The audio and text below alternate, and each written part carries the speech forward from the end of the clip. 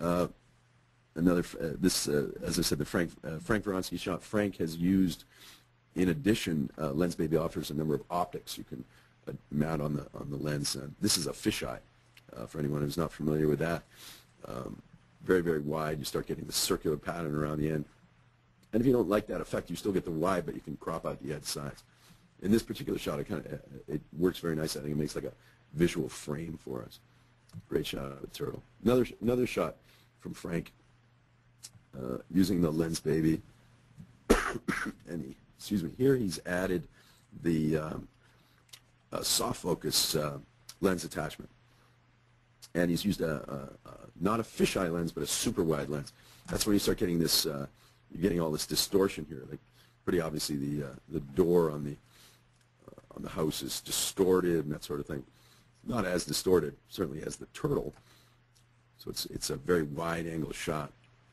And he's applied Silver Effects Pro, turned it into black and white and that sort of thing. Some great stuff. Now we're moving into a section, find the unexpected vantage point. Find something unusual. Don't shoot where I don't know how many times I've been at some particular event and there's like 40 people standing there, all standing there at eye level, taking the same shot.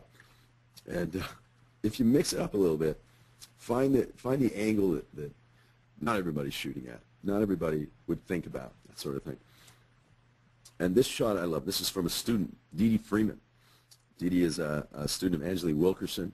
As I mentioned, Angelique teaches DPA classes in Dallas.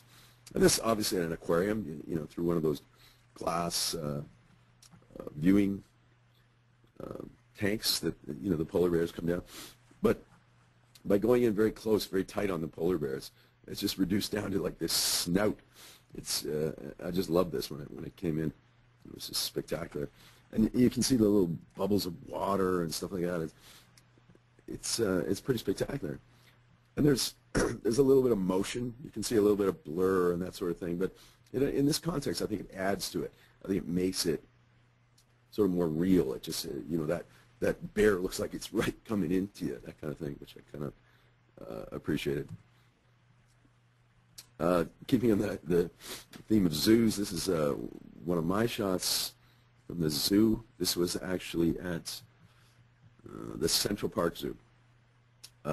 Snow leopard, and again, just unusual angle. Everybody's waiting for the snow leopard to turn around so you can get a great shot of its face, and the snow leopard's sitting with his back to the people and just sort of staring out.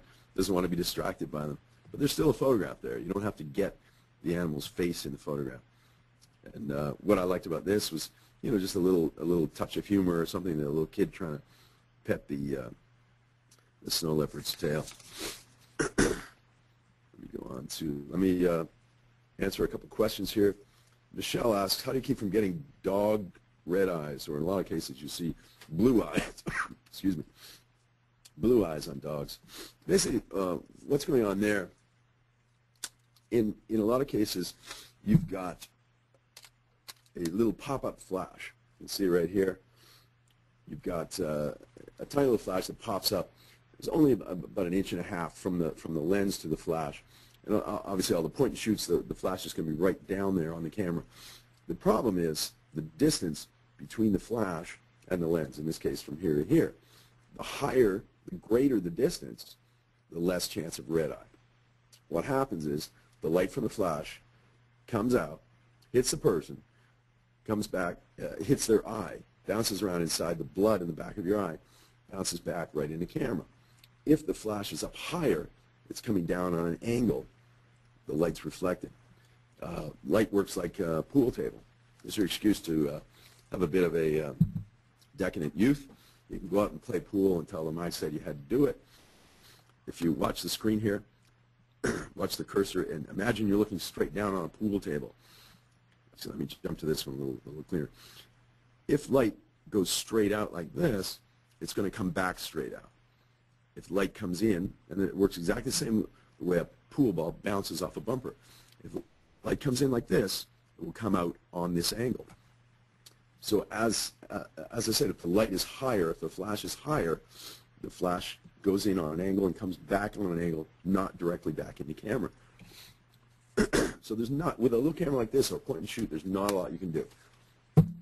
it's just kind of something that we just deal with. It doesn't happen that often. It's very easy to fix in Photoshop.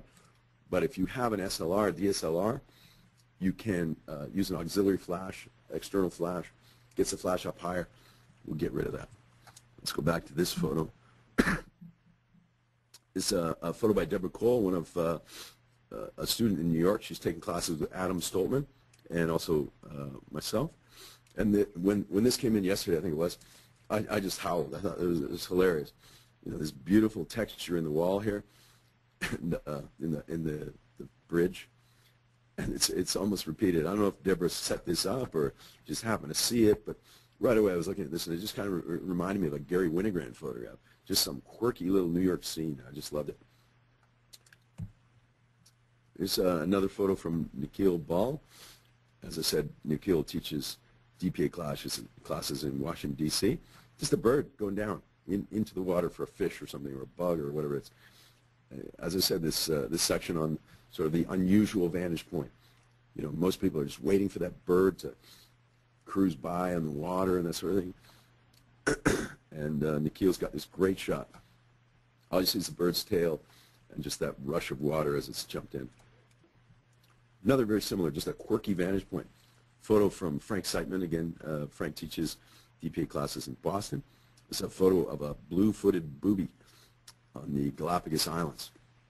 And I did actually get a number of photos from a few people of the birds, and I just thought this was perfect. I mean, it's the quintessential blue-footed booby shot. You don't even need to see the bird.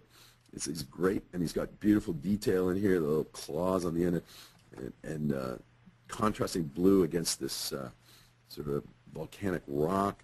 It was spectacular. I just loved it, and it's funny. You know, it's a very atypical shot. A lot of the wildlife photos we've seen so many times before. It's a wildlife, very popular subject. Everybody goes on safari. Everybody goes and shoots at the Galapagos Islands. Well, not everybody, but you see my point. There's lots and lots of photos. Try whenever possible, whenever you're shooting something, get a very atypical shot. Find the position, the camera position or angle that everybody else isn't shooting at. That'll more than likely give you a more interesting shot. Along the same lines, this is one of my photos, again from the Central Park Zoo. And just some little boy who's pressed up against the glass looking at there's the penguin pool, and penguins just swishing by, very blurry, and you got all kinds of little waves and stuff like that. A lot of this detail in here, like in this area here, and these ripples up here. Again, I brought out with Nick software a few the photos right out of the camera, a little flat. They're lacking in detail and that sort of thing. That's just the way it works. And a little bit running through Nick's software helps a little bit. It actually helps quite a great deal in some cases. Another photo from Wolfgang Kahler.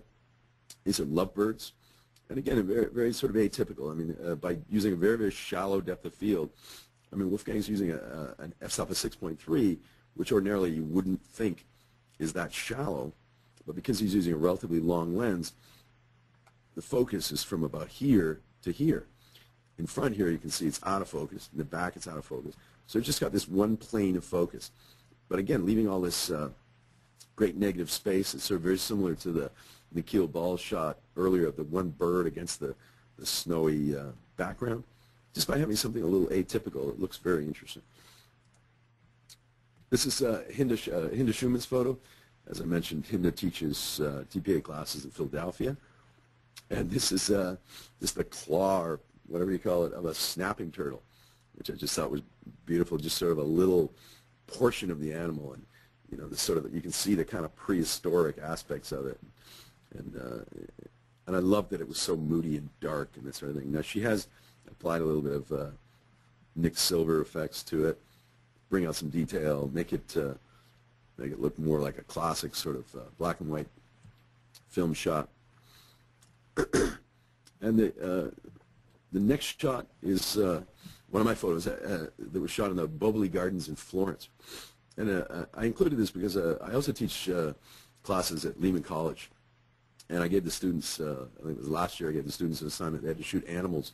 And one of my students came back with photographs of like frozen turkeys in the grocery store. It was brilliant. I just loved it.